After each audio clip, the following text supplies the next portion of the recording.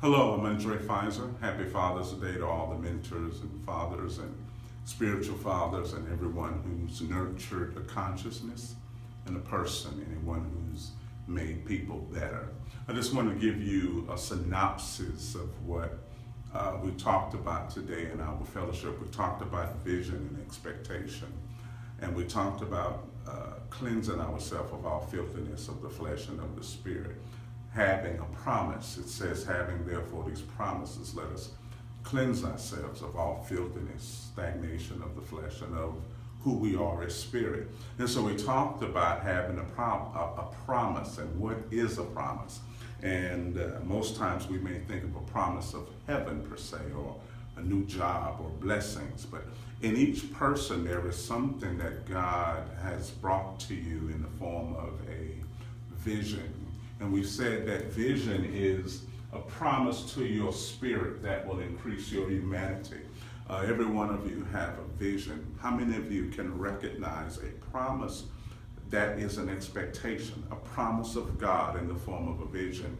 I remember a few years ago, I went to get my goddaughter Journey from school, and the night before, I said, Papa's going to pick you up tomorrow and take you and spend the day with you and take you to McDonald's. So her mother said, Papa's going to pick you up. And so Journey wound up going to school the next day, but she was waiting for me to pick her up. She expected me to come to the school and pick her up and take her on a Pawpaw day.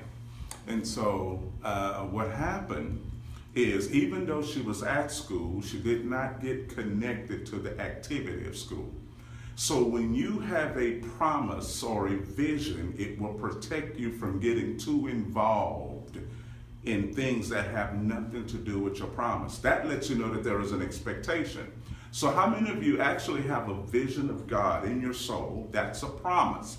With that promise, you begin to remove yourself and cleanse yourself of all stupidity of your humanity and wasting of time in your humanity and your spirit. And so if you have a promise to your spirit, it will increase your humanity, and it will give you expectation, and it will help you to be separated from the norm. How many of you have that? Because I know this is Father's Day, and we talk about God, but most of us don't have an expectation in the form of a promise or a vision. Anybody asking questions, or anybody know what I'm talking about? Yes, Howard says vision. And Sherry says vision is a promise from God with expectation. Oh yeah, because it says, I'm waiting for my Father to come and pick me up. See, Journey was at school in class, but she was not involved in the class. Why? Because she was waiting for Pawpaw to pick her up. How many of you have that in your feelings now? See, when you know that God is your Father, you're waiting for Papa to come and pick you up. Not just in a rapture to take you to heaven, but you're waiting for your ideas to take off. You're waiting. It's like, I'm here, but I'm not here. I'm not involved in what's going on. No good soldier gets himself caught up in time that's not his. There's a scripture says that no good soldier who's warring will get entangled in affairs of the world. They won't get entangled in things that have nothing to do with their promise.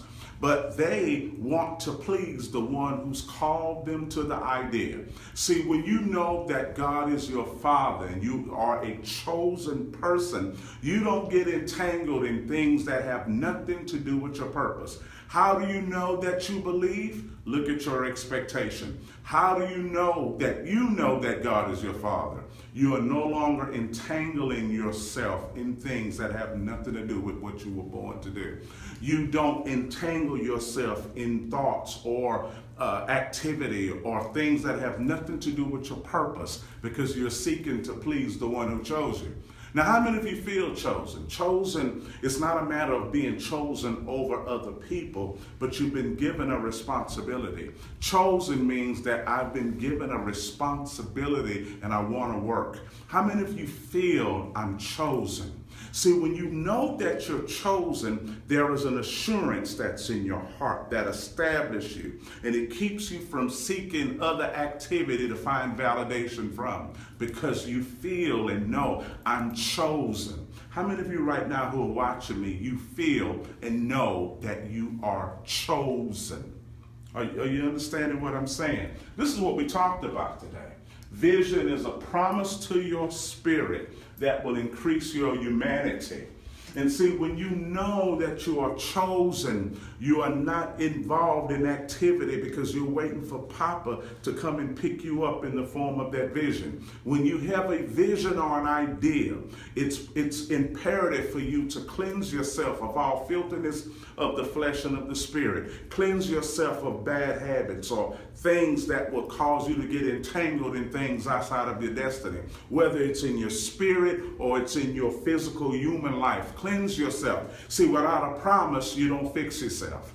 See, when you first get an idea for a business or a ministry or some new idea, you have to cleanse yourself of filthiness of the flesh and of the spirit. How many of you have ever cleansed yourself when you got a new idea? It means I got to uproot myself. I got to see if these habits fit what I'm about to do. I have to see if my circle fits what I'm about to do. I have to see if I fit what I'm about to do. Because if I am entangled with things, I won't expect someone to pick me up from class. Journey knew I was going to pick her up to the point she didn't even get involved in class.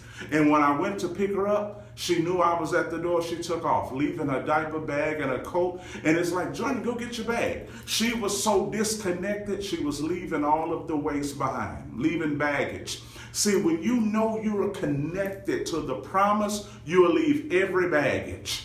And when the teachers reminded her, come back and get your bags, she was upset because she no longer wanted anybody to remind her that there was something to come back to.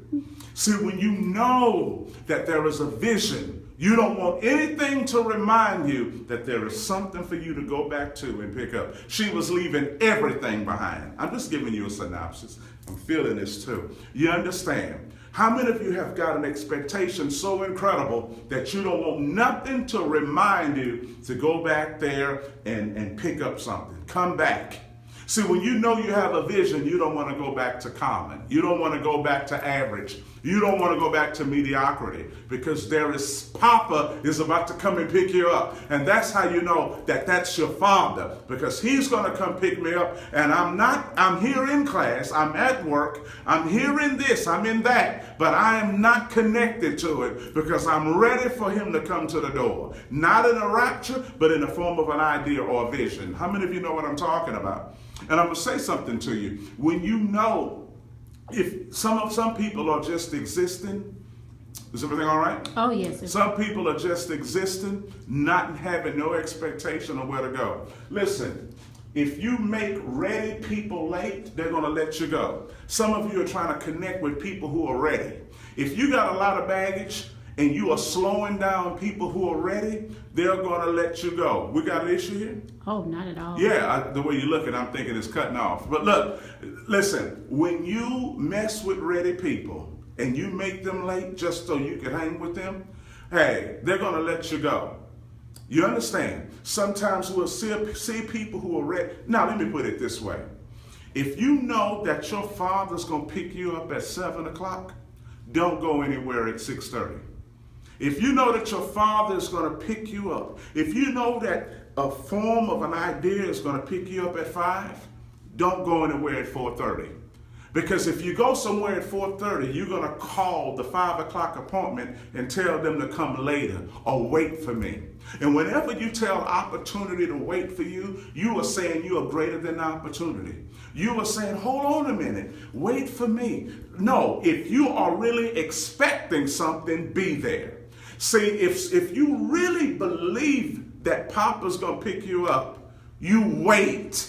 You understand? Sometimes we get involved with other things and then we want the person that's ready to be late. Consider me. Let me go and be distracted for a few minutes and wait till I get there. I want to go. I want to go. No, if you're late, you didn't want to go. If you are late, you did not want to go. How many of you understand what I'm saying? If you are late for purpose, you didn't want to go. If purpose said I'm going to be there at 7 and you go to the store at 6:30, you didn't want to go. You understand? Mm-hmm. See, Journey was there waiting for me.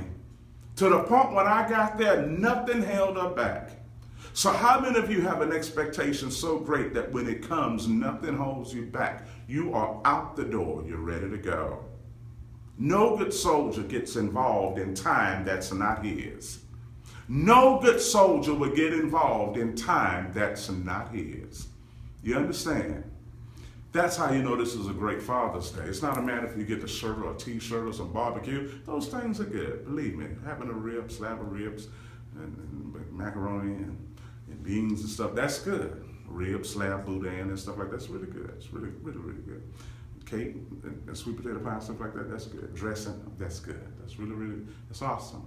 Nice t-shirts and nice clothes, polo shirts and stuff like that. Really, polo shirts, that's really good. Polo shorts, polo khakis and stuff like that, that's really good. Loafers, that's really good. Yeah. 2XL tee, 1X, yeah, that's good. I'm just throwing 38 and stuff, that's really good. You see I'm kind of throwing out sizes and stuff like that. And so that's really good. But the thing is, if you got to tell an opportunity that you're gone, you really didn't want it. So how do you know that God is your Father and that you're ready for Him? There is an expectation. And you will stop living with no expectation. Sometimes you got to put yourself in a situation where you can lose things so you can be ready to gain things. That's all I got to say. I appreciate you. Peace.